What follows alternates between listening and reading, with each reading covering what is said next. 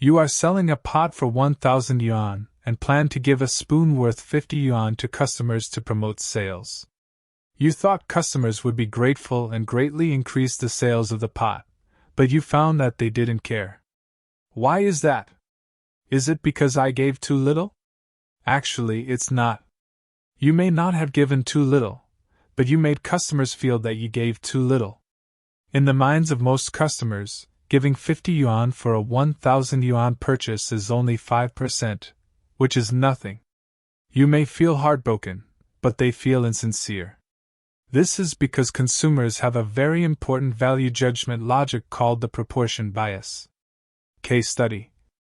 For the same alarm clock, Store A sells it for 100 yuan, while Store B sells it for 60 yuan.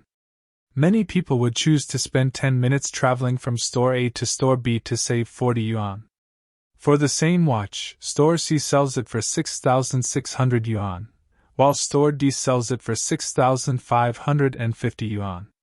The distance is also 10 minutes, and you can save 50 yuan, but many people still choose to buy the watch at Store C. The proportion bias refers to the tendency for people to focus more on changes in ratios or multiples rather than changes in the values themselves in many situations. In other words, people are more sensitive to changes in ratios than to changes in the values themselves. So, as a business owner, how can we use the logic of the proportion bias in consumer psychology to sell our products? Today, we will teach you a few methods. The first method is called trade-in. For example, let's go back to the pot we talked about earlier. You sell it for 1,000 yuan and plan to give a spoon worth 50 yuan as a gift. You can try to change the logic of giving away the 50 yuan spoon to a trade-in logic. You can say that if you buy this 1,000 yuan pot and add just 1 yuan, you can get this spoon worth 50 yuan. This logic may not seem to have a significant change compared to the previous one, but it completely changes the proportion in the consumer's mind. In the first case, the consumer will compare the 50 yuan spoon with the 1,000 yuan pot. He thinks the discount rate is only 5%. However, in the second case, the consumer will have a sense of getting a product worth 50 yuan for only 1 yuan, which makes him feel very cost-effective. I think at this point, you may understand why many shopping malls are very keen on trade-in activities. They actually grasp your consumer psychology. The second method is called comparison. For example, if you sell computers and want to sell a 4 GB memory stick to a customer for 200 yuan, the customer may or may not buy it.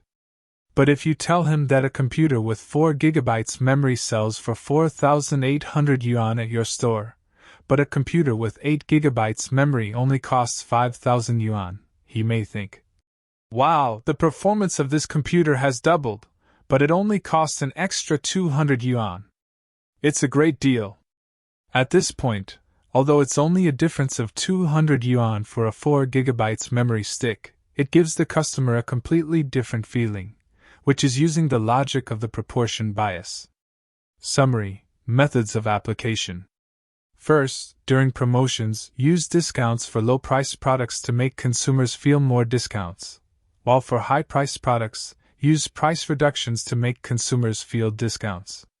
Second, use trade-in methods to make consumers focus on small items with a large proportion of price changes in their minds, which will create a feeling of being cost-effective. Third, bundle inexpensive accessories with a very expensive item to make consumers feel more value compared to selling the inexpensive item separately.